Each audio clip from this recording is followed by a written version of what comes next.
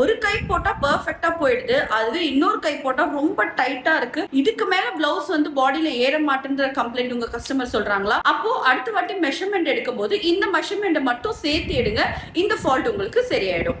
So இந்த மாதிரி sowing டிப்ஸ்க்கான videos வேணா என்னோட சேனலை சப்ஸ்கிரைப் பண்ணுங்க, மறக்காம லைக் பட்டனையும் கிளிக் பண்ணிடுங்க. நார்மலா வந்து பிளவுஸ் வந்து பாடி மெஷர்மெண்ட் வச்சு ஸ்டிச் பண்ணும்போது ஏதாவது ஒரு ஆமோட ஆம் ரவுண்ட் மட்டும் தான் நம்ம மெஷர் பண்ணுவோம்.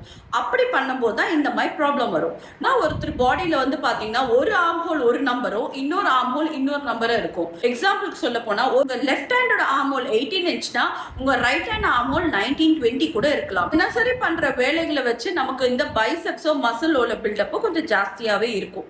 90% ஆஃப் த பாடி வந்து ஒரு கையும் இன்னொரு கையும் ஒரே மாதிரி இருக்கிறது இல்ல.